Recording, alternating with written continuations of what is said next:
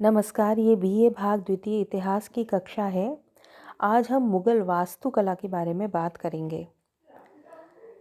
इससे पहले हम मुग़लों के राजनीतिक इतिहास के बारे में अधिकतर बात कर रहे थे।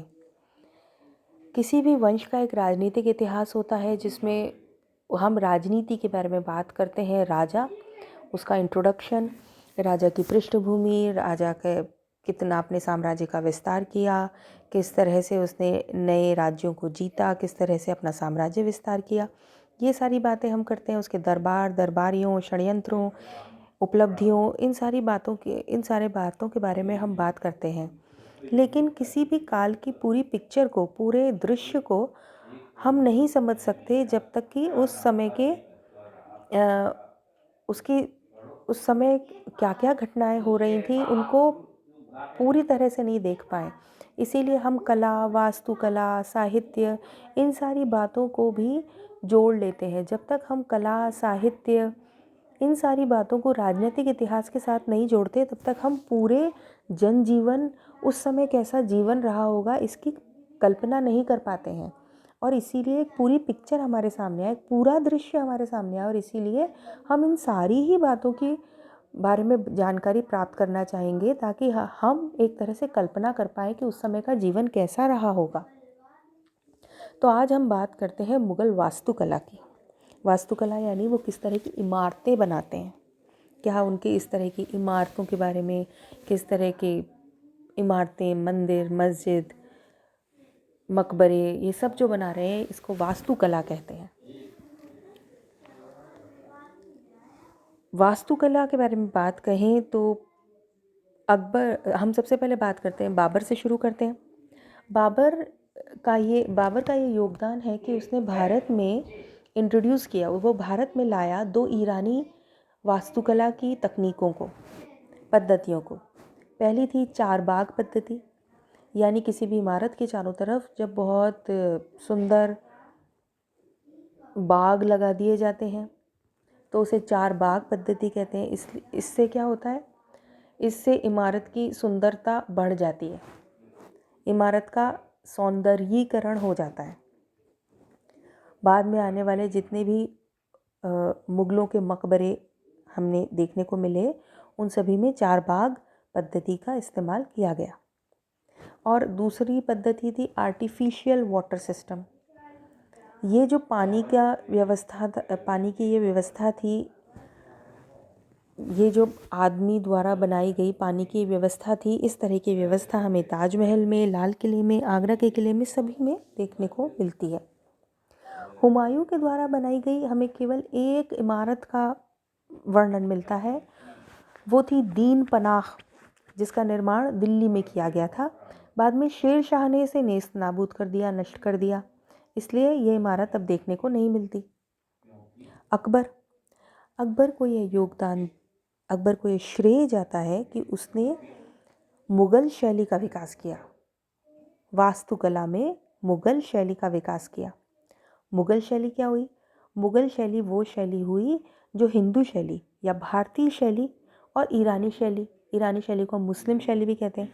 तो हिंदू शैली और मुस्लिम शैली के सम्मिश्रण से, या भारतीय शैली और ईरानी शैली के सम्मिश्रण से जो एक नई तरह की शैली का विकास हो गया, उसको हम मुग़ल शैली कहते हैं।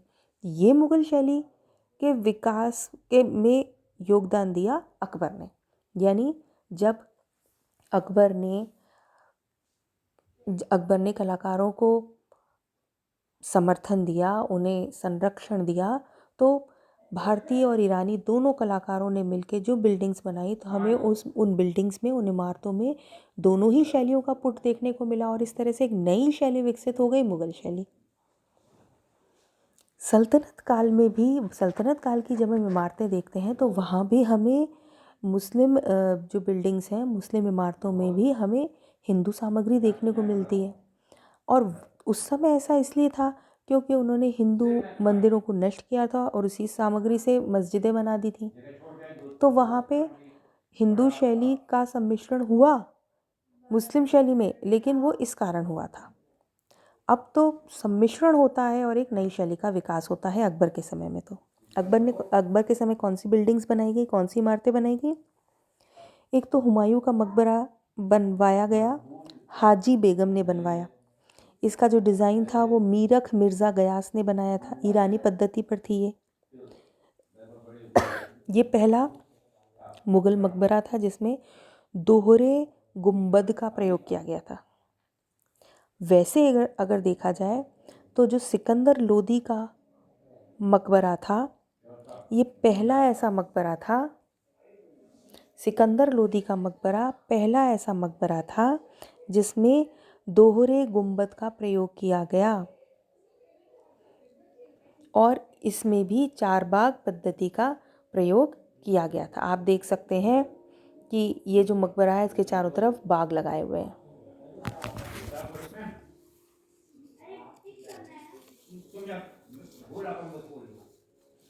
आगरा के किले की बात हम करते हैं। ये भी अकबर ने बनवाया था। 1565 से 80 के बीच में आगरा का किला बनवाया गया। इसका जो डिज़ाइन था ये कासिम खान ने बनाया था। इसमें अकबर महल, जहांगीर महल और दूसरी कई इमारतें बनाई गई थी। इस तरह से रेड स्टोन की इस तरह से लाल पत्थर की 500 करीब इमारतें वहाँ पे बनवाई गई। लाहौर का किला, इसका डिज़ाइन भी कासिम खान ने बनाया था। ये भी अकबर के किले के साथ साथ इसका भी निर्माण होता रहा। इसमें भी इसी तरह का डिज़ाइन है, इसी तरह की शैली है, लेकिन यह जो लाहौर का जो किला है आगरे के किले से बड़ा है। फतेहपुर सीकरी के महल 1569 से 85 तक, 1569 से 85 तक फतेहपुर सीकरी अकबर की राजधानी रही। यहाँ पर इसने जोधाबाई का महल, तुर्की सुल्ताना का महल, मरियम का महल, पंचमहल, बीरबल का महल और बुलंद दरवाज़ा 1602 में बुलंद दरवाज़ा बनवाया। ये इस फतेहपुर सीकरी की महत्वपूर्ण इमारतें हैं। बुलंद दरवाजे का निर्माण दक्कन की विजय के उपलक्ष्य में किया गया 1602 में। अगर ज़मीन से इसकी हाइट नापी जाए, इसकी ऊंचाई नापी जाए तो 176 फीट है और अगर इसके प्लेटफॉर्म से नापी जाए, इसके चबूतरे से नापी जाए तो 134 फीट है। ये दुनिया का सबसे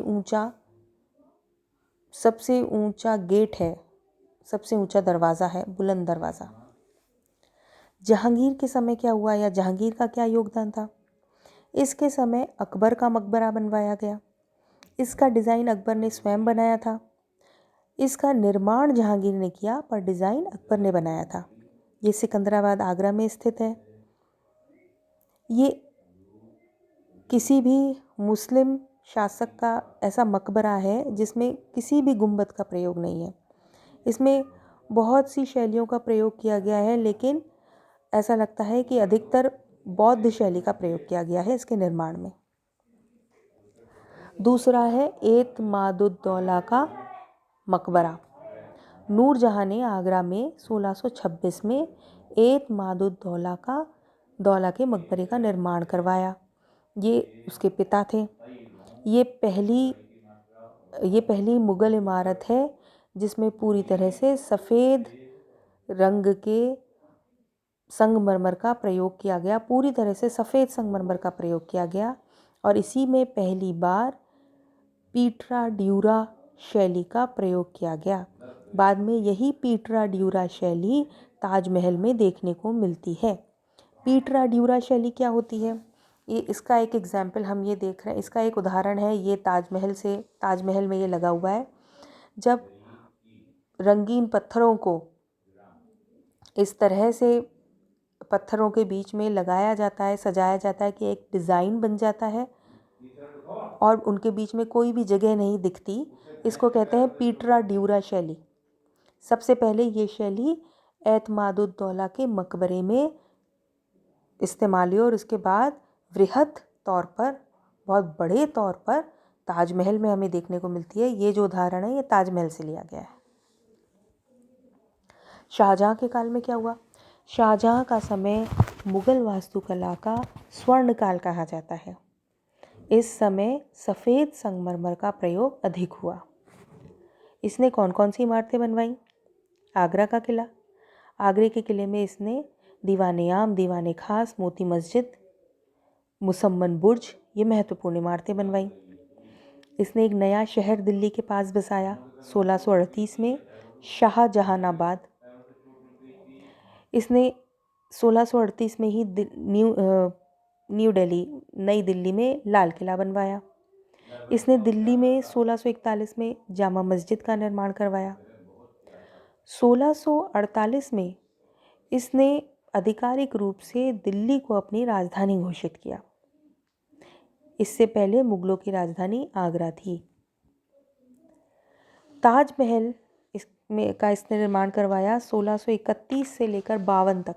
इतना टाइम लगा इसको बनकर तैयार होने में, 1631 से 52। इसका जो डिज़ाइन था वो एक ईरानी वास्तुकार थे, उस्ताद ईसा खां, उन्होंने बनाया था। ये सफ़ेद संगमरमर की बनाई गई है। इसमें सबसे अधिक पीटरा ड्यूरा शैली, या इसको हम हिंदी में कहेंगे पच्चीकारी शैली का प्रयोग हुआ है। अकबर के बाद जितनी भी इमारतें बनाई गई उन सभी में हमें मुग़ल शैली का प्रयोग देखने को मिलता है। केवल हुमायूं का जो मकबरा है तो वो तो अकबर के पहले ही था, उसमें केवल उसी में हमें ईरानी तकनीक देखने को मिलती है।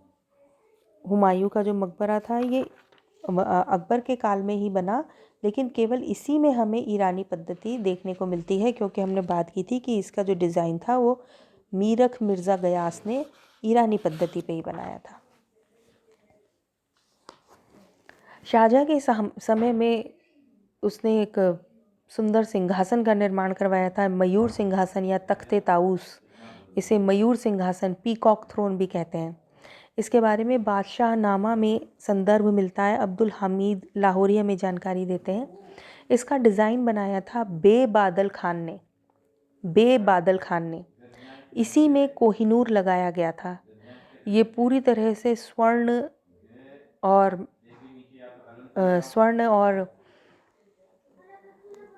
बहुमूल्य पत्थरों से निर्मित था, और इसका उस समय भी मूल्य 1 करोड़ रुपए के आसपास था।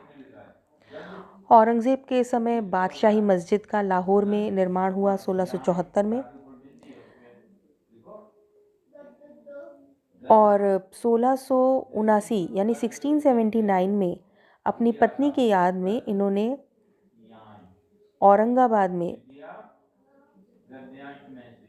औरंगाबाद में ताजमहल की एक कॉपी की तरह, ताजमहल का डिज़ाइन कॉपी करके एक और बिल्डिंग का निर्माण किया। इनकी पत्नी का नाम था रबिया उद दौरानी, तो इसको कहते हैं रबिया उद दौरानी का मकबरा। इसे भारत का दूसरा ताजमहल या दक्षिण भारत का ताजमहल भी कहा जाता है। आज हम इतनी ही बात करेंगे।